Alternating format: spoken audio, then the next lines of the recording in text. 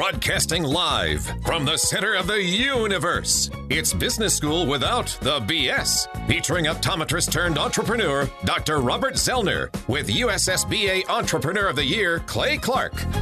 All right, Thrive Nation, welcome back to the conversation. It is the Thrive Time Show on your radio. We're talking all about Lenny Kravitz and his path to success. Dr. Z, do you love some Lenny Kravitz? I do, man. I dig his music. I really do. It's really good. I just, it's still kind of iconically classic. I mean, I catch myself sometimes listening to some of his, he came out in the 80s, It's his first album. And so, of course, I found out today, I mean, he's just a few months older than me. We're the same age and kind of, when you said he graduated high school in 82, so did I. 82, yeah. When you said he put out his first album in 85, I did not. When he married Lisa Bonet in Las Vegas, I wasn't there. Think about this. But our lives are very similar. 1989 is when he finally got his album, Let Love Rule, released by Virgin Records. Now, I want to ask you, when did you finally make your mark as an optometrist/entrepreneur? I mean, when did you finally get your own business? What year was that? 91. Oh. I mean, I graduated in 90. Can I point out something? He got his album out before I did. Yeah, absolutely. Yeah. But I think the thing is, Z, is that we're not saying that he's better than you. In fact, we're saying that the really great things take time. They take time. Well, I could have. You were marinated. You could have beat him. I could have shortcutted. I could have skipped college, undergraduate, and just gone out and started doing free eye exams. I mean, that would have been the same equivalent, right? If I'm 82, I get out of high school, and I just go into an office and I just say, "Listen, I'm going to work for free." Yeah. And I just go in and start doing eye exams. Yes. For nothing. Now, there's a little bit of a difference in playing in a dive bar for free and then going in and doing medical care for free if you don't have the license to do it. So I kind of had to get the license. Now, here's the deal with Lenny, okay? His big break. I want to ask you how you got your big break, Zeke, because there's a lot of optometrists out there competing for the business, and you had to find a way to stand out in the marketplace, okay? So Lenny is a great musician. Now, he got connected by Henry Hirsch into the mainstream. He gets the record deal with Virgin Records now, okay? But his music is struggling to get on the radio. It's struggling to get the airplay that he wants it to have. And so he decides he's going to start writing music for other people.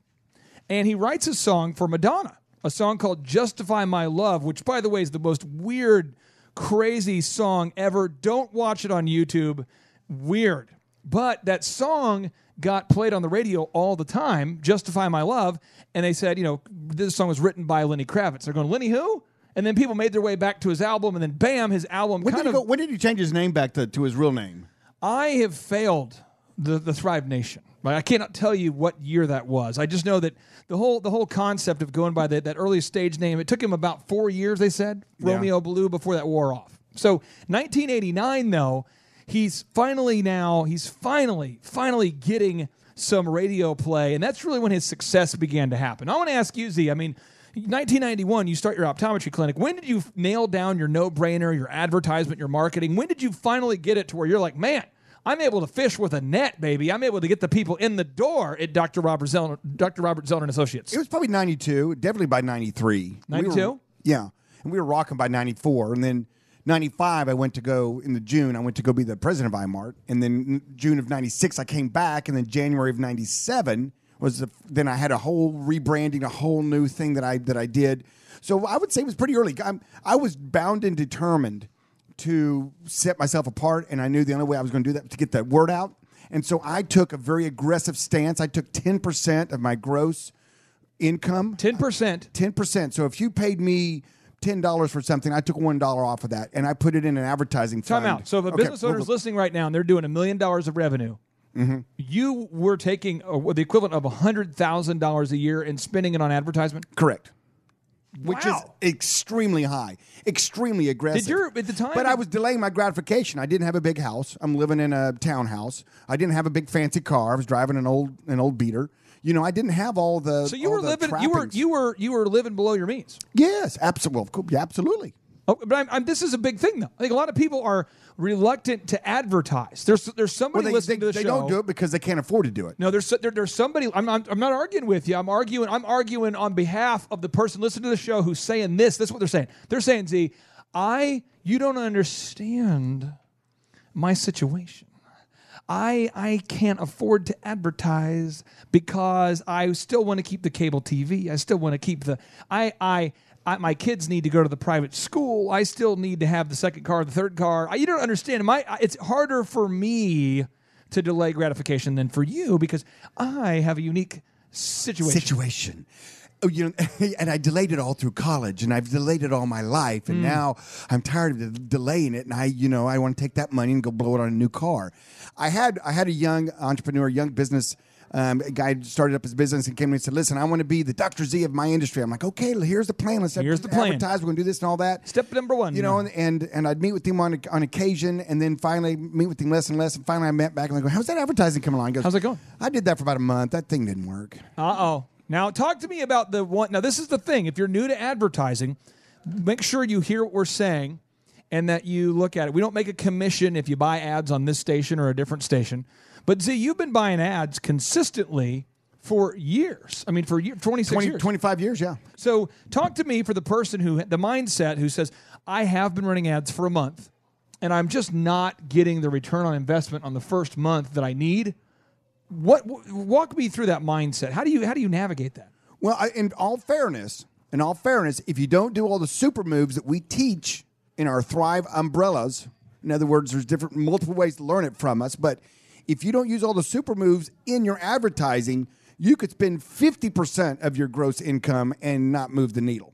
In other words, if you're not saying the right things, if you don't have the right things in your ad, it doesn't matter how many times people hear it. It's not going to move the needle. Can I give you an example of a needle-moving concept? Would you please give me an example? There's 2 no-brainers. Why is it there's 3 no-brainers today? We'll go around the horn and we can share the no-brainers, okay? So a no-brainer is when the reward you're giving your potential customer is greater than the risk of reaching out to you.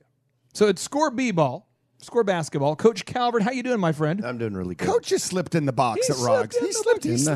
He's in the Coach, I want to ask you this. What's the no-brainer that you're offering to the good folks of Tulsa, Oklahoma at scoreball.com? We'll let kids come in and try out a free class for a week. For a week? Yeah, as many times as they want. And how could you possibly afford to be in business with doing a deal where you're not making any money the first time they come in, the first week? Actually, it works really well. Like, for instance, we had 15 people come in last week, and we signed up 12 people. So 12 for 15. And so we feel like even if we can get half the people to sign up, we're doing great. But what if someone would take advantage of you and not actually pay you? They will, and a lot of times we can tell they're going to be that way anyway. But we care about their kids, and we'll train them the same way. Now, Paul Hood, hoodcpas.com, you have a very respectable accounting practice. You have a location in Bartlesville, one in Claremore, one in Tulsa. Literally thousands of clients. And yet you continue to offer a no-brainer. Can you explain to the good folks of Tulsa, what's your no-brainer, and why should everybody listening to the show today take you up on this offer? Well, we found, and I don't care what business you're in, what your product you're selling, people are a little afraid to try new things. And so we take all those inhibiting factors off and offer an hour for free. Just come and talk. Just go to our website, hoodcpas.com, fill out the form, and we'll just sit down and talk. Then there's nothing to lose. It's free. Nothing to lose. It's free. They got to go to hoodcpas.com. And they schedule a free consultation with you. How long does that take? Does it take several hours, several weeks? And it depends on what they want, but typically an hour, 45 minutes to an hour, and we're just getting to know each other and what direction you're wanting to go, and how defined are your goals, what are your experience with an accounting firm, how proactive are your investments, how proactive are your financials, and are you using those to steer your business, or is it just something you look at on the backside? I tell you what, Clay, the surprising thing is the number of people that come in.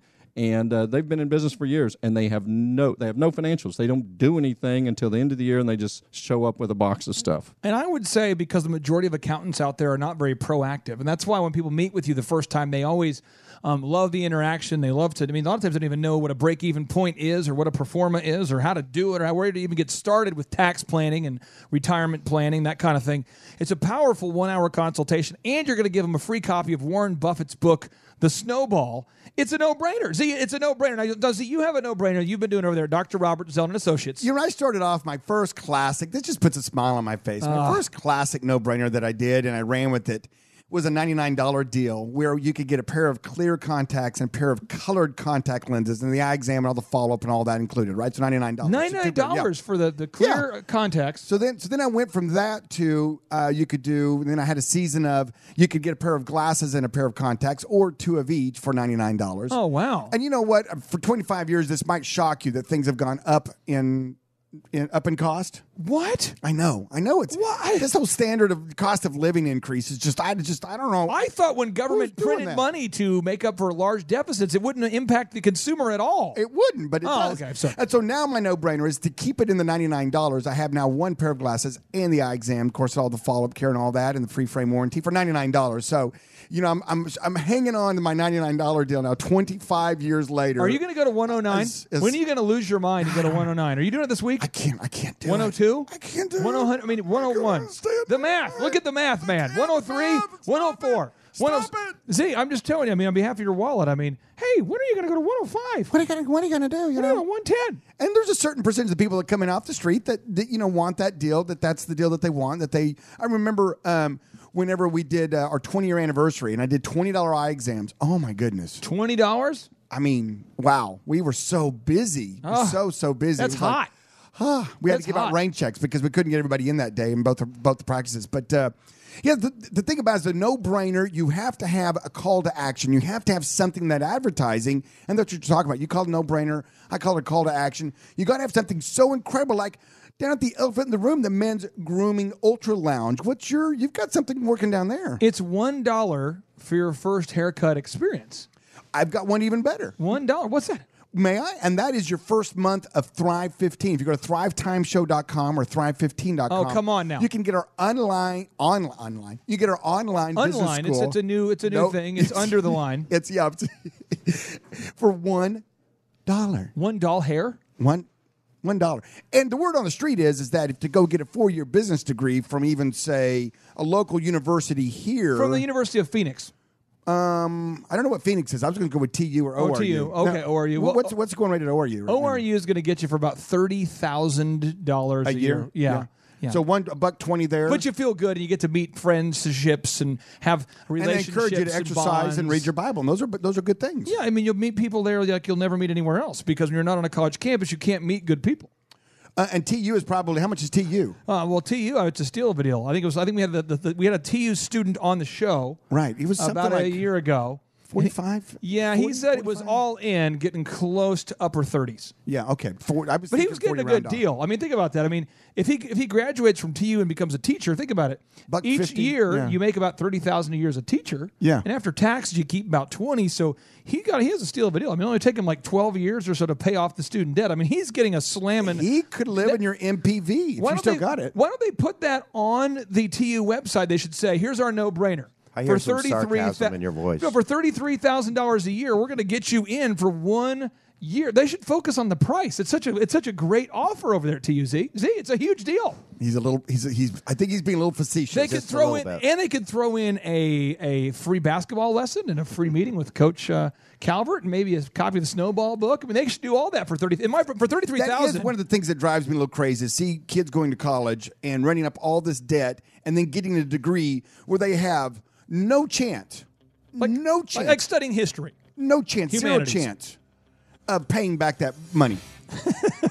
Well, I tell you what, if you are listening to the show today and you want to start a successful business, you have found the right place. It's Business School without the BS. And yes, we're here to serve you, but we can't serve you if we don't get to know you. Go to thrivetimeshow.com and book your tickets for our next in-person workshop today. That's thrivetimeshow.com. My name's Clay Clark. I'm a business coach. Hello, Mom. Broadcasting live from the center of the universe. It's Business School without the BS. Featuring optometrist turned entrepreneur, Dr. Robert Zellner, with USSBA Entrepreneur of the Year, Clay Clark. All right, Thrive Nation, welcome back to the Thrive Time Show on your radio. My name is Clay Clark. I'm the former USSBA Entrepreneur of the Year, sent here to help you learn what you need to know to make that wallet grow. And today we're talking about the Lenny Kravitz story, his path to success. Now, this is a concept that I want to. This is kind of part of the Lenny Kravitz story that isn't super positive, but it ends well. Basically, he's making a lot of money. He's selling a lot of records. He's doing well now. But he's super not happy. And so he ends up realizing that all of the connection, all of the social events, all of the things he wanted, the money, the fame, the success, the magazine covers, that stuff wasn't what he thought it was. It wasn't. He wanted to have, I guess he thought it would be something else. And it was harder on his personal life, harder on his psyche than he thought it would be. And so I wouldn't say he goes crazy, but he kind of a deal where he had kind of that breakdown a little bit. And see, I think a lot of people aren't ready for the pressure that owning a successful business puts on your head. Well, I tell you what, first time you have a bunch of money in the bank, I think success breeds more problems than failure. And what happens is that, when you start getting time freedom, then you kind of go, well, what am I going to do with my day to day?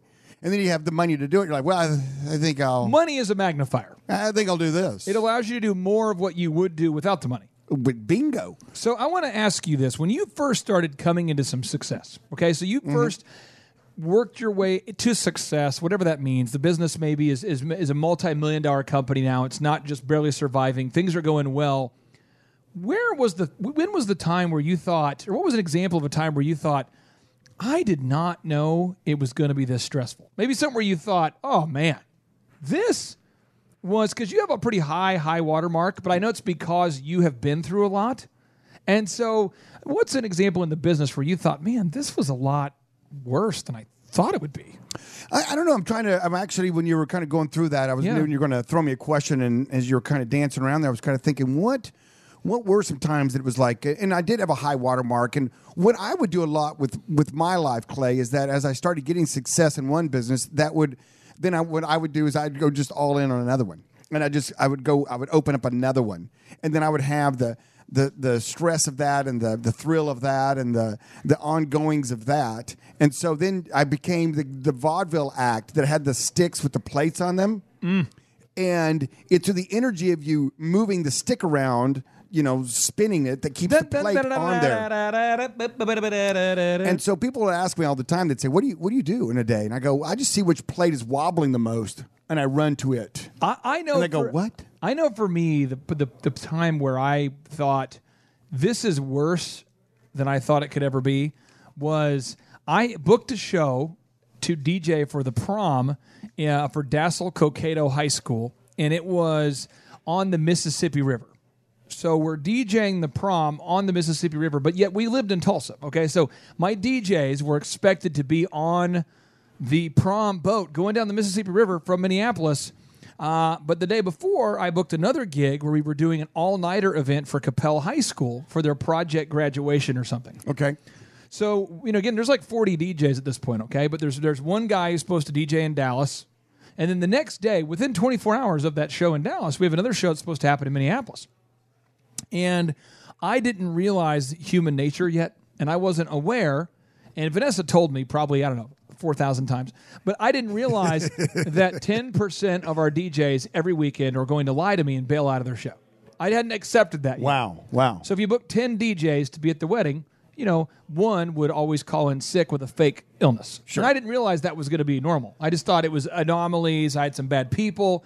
And Vanessa says, honey, we really need to hire at least 2 DJs who do nothing. They're on call like Quick Trip does with their gas stations. So that way we're never in a bad spot because we don't want to miss somebody's wedding.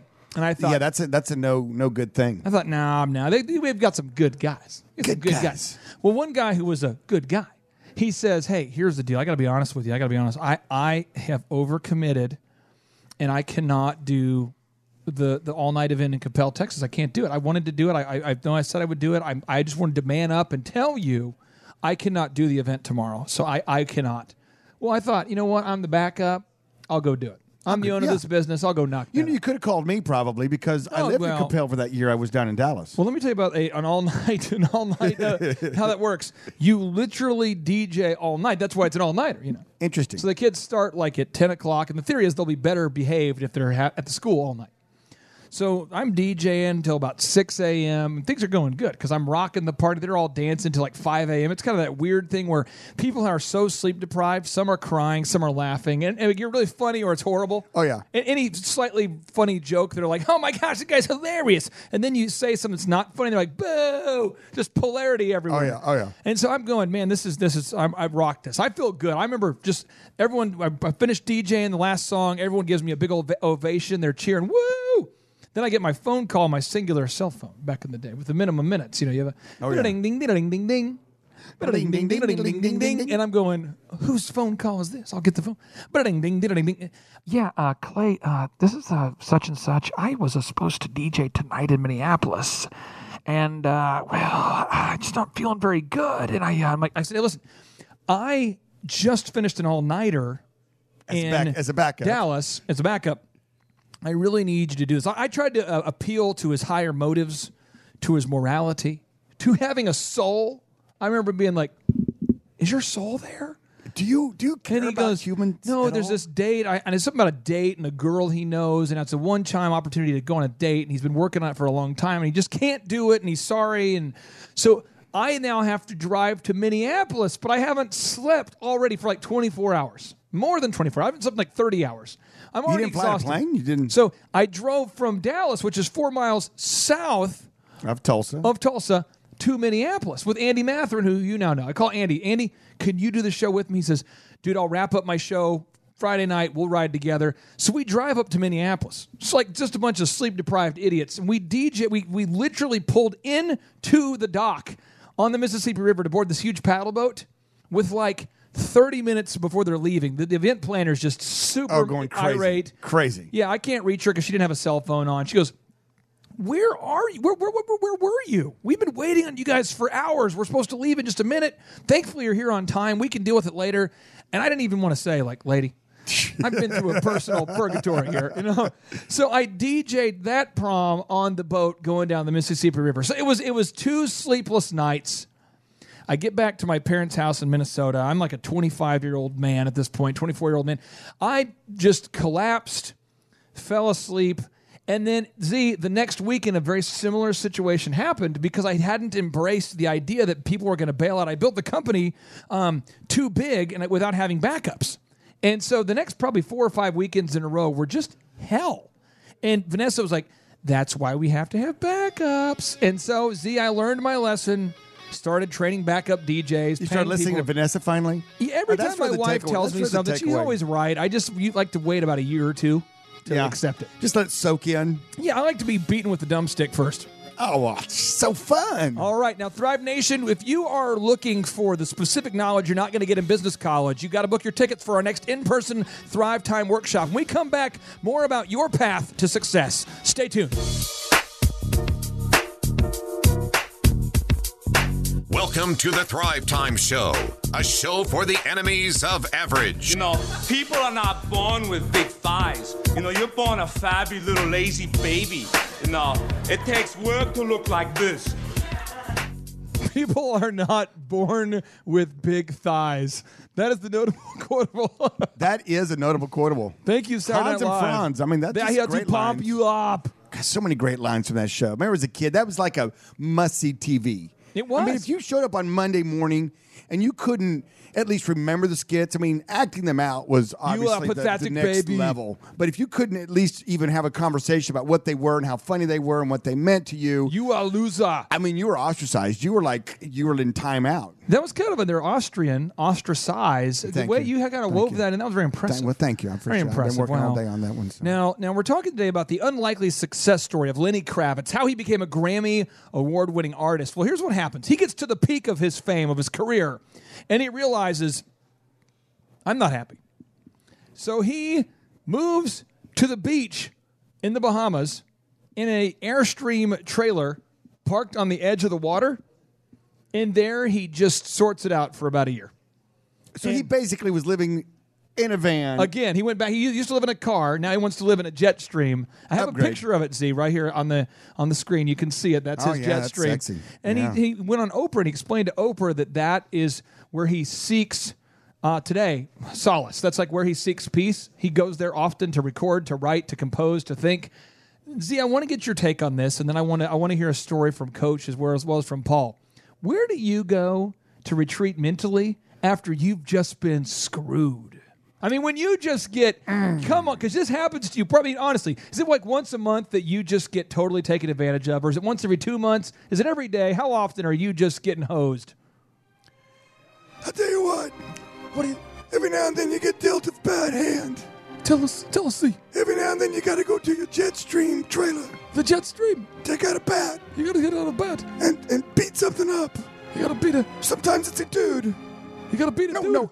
Did I say that out loud? Z. No, I had my man cave, of course. The man cave. Everybody has their version of their man cave. And what are you doing in the man cave? Some it's a physical cave. Describe the decor, the pageantry, the festival of lights. What does it look like? What are you doing there? There are actually some Christmas lights up in the man cave. I took out one wall of the house and I put a aquarium up. It's in the house, but I took out the wall and put a big window there, so now it looks like you can see it right there from the man cave. So you can see the fishes. I've got the fireplace. I've got the cooling elements for the summer. I have the warming elements in the winter. The screen which goes up and down, keeps the bugs out. Keeps the bugs out. Oh, it's beautiful. It's majestic. So then I can burn my wood, my TV in the corner, my big comfy chair. And you have lights that sync to the game. Sync to the LED lights. You have the LED lights. Oh that yeah, Bo. sync. Yeah, Bo has all that kind of squirrely stuff around there. Yeah, and you don't know how they work. You can't find the remote. But the point is, it's majestic. It's majestic. You're in that room. It's flat screen TV, fireplace. Yeah. And so we all have. I think we all have our mental or our place. It may not be an actual cave, but we have for men and for women too. You have the place where you go. Just why are you in the bathroom? Why, yeah, get out of there. Yeah, for some people, it's taking a hot tub, getting in a hot tub or a hot bath and bubbling up and lighting a candle and getting a glass of wine and going, I had a tough day. No, but how often do you get screwed now? How often? I mean, if you had to say, is it every 30 days where you're like, man, is this a Bob Vila show here? Get out the screw gun. I mean, I would say it's, when you have multiple businesses and then multiple transactions going on, there's more opportunity for someone to try to get to you. You answer the question. I'd say it happens probably, if it's not monthly, I mean, a major one, then it's probably every week, a minor one, I mean. So give me an example of one that's far enough in the past where you can go, but it still hurts. Well, it actually was the summer of my high water mark. I remember it was the first time I got sued. Oh, yeah. And it was, it was dismissed. This was 22 years ago, probably. So it was the summer of 69. Yeah. So my middle child had fallen and broken his leg. He was in a body cast. He was actually in traction in the hospital for a month. Wow. My wife was 8 months pregnant. She was in the hospital on another floor with a kidney stone. I'm probably breaking some HIPAA violations here, but that's okay. No, it's fine. That's fine. No, this is good. Yeah. So one kid's in the hospital. Wife's got the kidney stone. What are you doing? Are you out there I'm burritos? I'm working. I don't have any doctors. It's just me. I'm still early enough that it's just me. I've got my staff now probably up to about 5 or 6, and we're seeing a lot of patients, and we're very busy because I've been advertising, and we've been providing great service. And then my daughter, who was, I believe, 3 or 4 at the time, was mad because she wasn't. She was like, hey, what about me? What about me? What about me? And so I would go, as soon as I got out of work, I would go to the hospital to visit basically my family. And then I would spend the night with my son. He didn't want me to leave. So in the morning when I had to leave to go work, it was just heart-wrenching, And it was what we're going to do. You know what we're going to do to help kind of empathize? A stream. I need one of those stream. What is it? Live stream? That right there is Lenny Kravitz's Airstream. Airstream. I need an Airstream in the Bahamas parked on the ocean that I could just have gone to for about a year after that. I was like, it's because we're men. Yeah. And what men do to help other men to empathize is we one-up other men. We have a story that's better, that's worse, that you could possibly relate to. So rather than trying to listen to what you just said, we go, you know what? And then we give you a worse story. So, Paul, do you have a story that's worse that you want to one-up Dr. Z? I don't know if it's worse because I'm just still trying to make sure I don't tie together his godfather or take a bat and hit people and his whole family being in the hospital. Make sure that's just a coincidence. I need to step. That was a coincidence. I'm going to make sure I'm nice. Stress relief. You got to just swing that bat. It's a stress relief. Just stress relief. I didn't see that guy standing there, so sorry. Now, I guess the story I would have of being taken advantage of is, I like Zig Ziglar, and I grew my business, and Zig says, if you base your success on the success of other people, you help enough other people get what they want out of life, you get what you want out of life. And so my business I was just really rocking and rolling and cranking, but I was still doing everything. So I go out and I hire a CPA. He's older than me, more experience. And by the way, I paid him more than what I'm making. So you hired a CPA. Yes. And you're paying him more than you're paying yourself. Yes. Okay. With the intent of building a business around him and all that. Well, obviously, I took a big cut in pay because now I've got this extra expense. So I decide, hey, I'm going to go out and buy another practice, and I'll bring this guy in, and he can help run it with me. And everything was great, and we got down. I actually got a contract, hadn't signed it, got a contract, and then I get a call. And he says, by the way, me and the seller have been talking on the side, and we decided I'm going to buy it. And so not only did I lose that deal, I lost the guy I was going to invest money in, and I'm back still working 7 days a week. That doesn't seem very ethical, Clay. Paul, I can tell you this. As a man, that sounds awful to hear what you're going through. So we have really no other option here as men than to one-up you. So, Coach, what's something worse? Give us some worst case scenario that was far worse than what Paul Hood could possibly relate to over there in his perfect world where nothing bad happens. I mean, what's something worse that's happened to you, Coach? In 2002, and this sounds really sad, but I've been blessed tremendously. That does sound sad. In 2002, my son passed away. My wife divorced me, and I started living in just a bus. At the same time... In a bus? Yeah, in a bus. At the same time, a close friend of mine stole $47,000 from me. And I was helping him. Okay, wait a minute. I'm just emotionally and mentally... See, I'm trying to sort this out emotionally and mentally. This all happened in about a 3-month period. Can we stop playing this game? It's got me a little sad now. Is there any Kleenexes? Here's the deal. The good thing is I'm doing great. While he was talking like a real man... I've been trying to one-up him mentally. Yeah. And I can't. So when we come back, I want to hear more of this horrible, tragic, not good, very awful, rotten story, Z. I'm excited about it. Sometimes I think you're not quite right in the head. All right, stay tuned. It's a Thrive Time show on your radio. We're going to take you to the bottom, and we're going to end on the top. Stay tuned. Get ready to enter the Thrive Time show on Talk Radio 1170.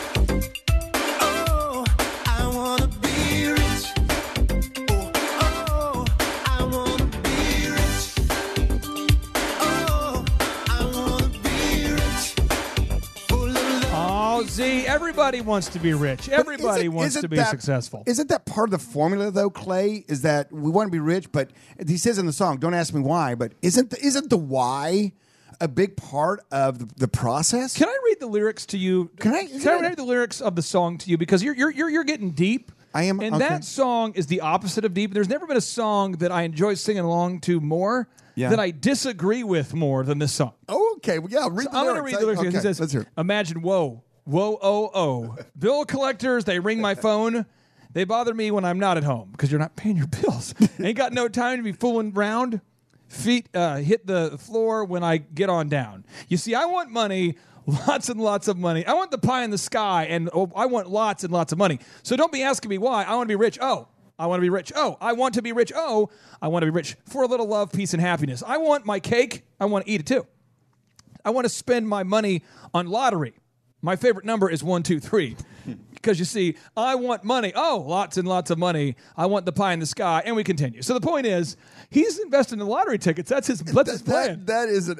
Yes, I just thought it was kids like, I want money. Lots. And he's like, favorite number is 1, 2, 3. I mean, Z, the whole lottery thing is maybe not an... Paul Hood, would you recommend that as an investment strategy as a CPA? I absolutely would not. Oh. You got to be prudent and diversify. And if you're just invested in, I guess if you invested in multi-state lotteries. Multi-state. Yeah, then maybe you could call that diversification. Sure. I got a question: is in today's world, millennials and give me. You think that song would be popular? Is it okay for a millennial to want money when they want? Oh, it's coming back too. And millennials also like songs that are not popular anymore. They like the songs that are kind of handmade, hand woven, kind of thrift store, kind of hipsterish. Now, Coach, before Z tried to take us out of the bottom and back up to the top, we ended the last segment at the bottom. Can you reset? Because we were talking about these horrible things that have happened to us. We're basically lamenting about the worst things that have happened, and then you're like, oh, I'm sitting on the magic story over here. And then you just came in with 1, 2, 3. Bam. Can you reset the stuff? And I was sincerity. I mean, you're going through a lot there. Can you reset what you were going through? Well, first off, I'm doing tremendous now. So we've overcome a lot. In 2000, my son had muscular dystrophy. And so while I was building my business from 95, that's what we were struggling with, was just him. In 2002, he finally passed away. And at the time, my wife wasn't doing well, and she decided to let me go. And then I had a friend who was a pastor of a church and owned a business, and he took advantage and stole a ton of money from me. Your friend was a pastor, and he decided to help you. Yes. And he stole your money? Yes. How much money did he take? $47,000. Were you just keeping that like underneath the basketballs, like all the cash right there? You just put the basketballs on the cash? Or how did he get all the money? Investments and different things. I was trying to help some people and some things like that. It's quite a convoluted story. It's very boring. Well, Coach. All right. So here's the deal. So you're just getting hit with the stick of life. Just At the same time, my back was going bad because I've had why 8 not? back surgeries. Well, why not? So your back goes out. So I had 4 ruptured You're discs. divorced. Your son passed away. You've had money stolen from you. I mean, I think you might have hit the bottom. Did somebody then just come by and eat your ice cream too? Or I mean, what happened? No, actually, I remember same time my dog got lost and died. And I'm right. Are you being serious? Come on, now. I see a Lifetime movie coming out of this. I remember thinking, Lord, I understand the money and I understand but not my dog. I remember praying that. You wrote Job 2.0 and God said, it's okay, we can add to the Bible. Yeah. We can do, oh my gosh. Dr. Z, have you ever watched Dane Cook's comedy? Have you ever watched Dane Cook, the comedian? No, I haven't. One of the things he talks about is he says, people always say that polarizing events are memorable. Like if you have a really good slogan, people remember it. If you have kind of a funny catch line, a funny catchphrase. And he said, I've always wanted to be memorable. And so I've as a comedian, I've worked hard to have memorable routines, and they're not as memorable as I want them to be. People leave, and I'll say, what was my show about? And they can't even remember one line. Oh, man. He's like, so recently what I've been doing is I've been finding young kids, usually 3 to 5 years old, when they're old enough to remember things. And I watch them, they're eating their ice cream, and I walk up to them and I take the ice cream away and I'll say, you will never forget this day. And I yell my name at them over and over and I eat it in front of them. And they're like, well, that's one way to... Yeah, that's very memorable. But I think sometimes we learn through these bad things. We do, though. That's memorable. And you learn and you say, is this going to become bitterness or betterness? So, Z, for somebody listening to the show who goes, you know what? After hearing the stories that you guys have shared and the adversity of Lenny Kravitz, I really don't have anything to complain about. Or maybe they say, you know what? I'm going through what you went through.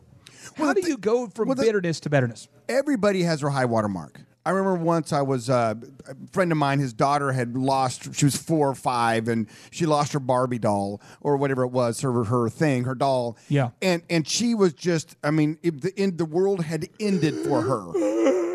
And for me to sit there and say, you don't understand, my son broke his leg, it was in a body cast. That's much worse than losing a doll. Yeah. I mean, people don't have that concept. So everybody has their high water mark. Everybody has a thing that has affected them, you know? I have a Tom Clark, my dad who passed away about a year ago. This is a Tom Clark story for you. TC. I played baseball, and I used to kind of crowd the plate. I was left-handed. I was very, very good until I started losing the vision of my right eye. I've got a bad astigmatism now where I just can't see very well. But I was very, very good. I was always batting number 3 or 4 in the lineup, and I would hit home runs often because I was a big kid. I'm like 6'1" as like a 6th grader. I haven't grown any since that time. So I'm crowding the plate, and I would just hit home runs quite often. So I'm crowding the plate, and the opposing pitchers would throw at me all the time. You know, they'd hit you. This is still when you could hit a kid with a baseball and you wouldn't go to jail or be accused of something, you know. Yeah. So I crowd the plate, and the guy just hits me in the arm. And my dad was always, at the game, and I'm like, he kind of looks at me, he says something to me in between innings, and it's basically like, suck it up, quit crying, quit being a wuss. But basically it was the motivational tips. Suck it up, quit crying, quit being a wuss. So I get up there again, and I get hit again by, the same guy who gets tossed out of the game, but it's a deal where, like, he hit me again because I'm crowding the plate. So I get in the car, and I'm like, my dad says, well, how was the game or something? My mom said, how was the game? And I remember saying, well, I'm, like, super sore. I just got beaned twice.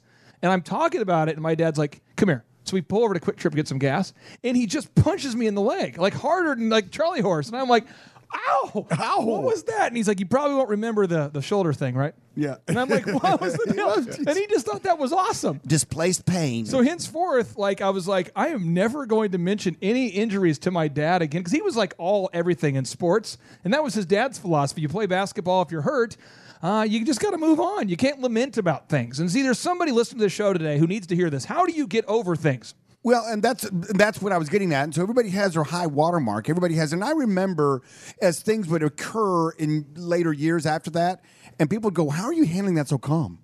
How are you being so calm about that? This is a horrible thing that's going on right this second, And I go, listen, that's way below my high watermark.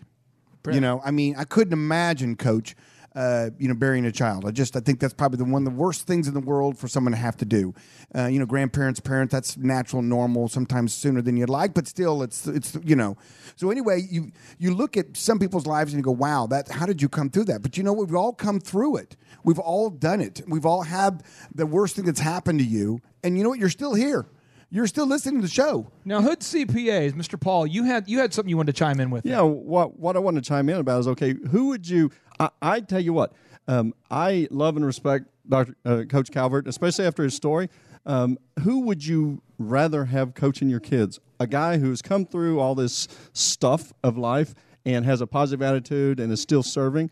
Clay, I'm thinking about going and having a reversal of my vasectomy, just have a child so I can put him in his class. Oh, wow. Yeah. Wow, well, Z's an optometrist. Or you could adopt me and I could go take the lessons from him, so there you go. Now, Thrive Nation, we have 4 ways that we can help you today, but we can't help you if you don't start the journey by going to thrivetimeshow.com. Someone's saying, what's that website? thrivetimeshow.com. When you go up there, you're going to find 4 tools. 1, we have the world's best business podcast. You can subscribe for free. 2, we have one-on-one business coaching. You can schedule your consultation. 3, we have the world's best and most affordable business school. It's just $1 for the first month and $19 every month thereafter. And finally, we have the world's best in-person business workshops. Z, why are these workshops so fun for people? Why do they love it? The next one's in December, but why do people love the workshops so much, my man? Because there's 2 key elements, 2 things that people get from it. They get to laugh and they get to learn. Oh, come on now. And those are 2 powerful things. I mean, we all love laughing and we all love learning. Laugh, learn? Z, are we throwing in free perms? Laugh, learn, and free perm. Maybe the elephant in the room. I love it. Nice. All right. If you're listening to the Thrive Time Show today, you are a great American, and we thank you for listening. And stay tuned for tomorrow's show. This entire month, we're breaking down success stories. And as always, we'll end the show with a bang. 3, 2, 1, boom.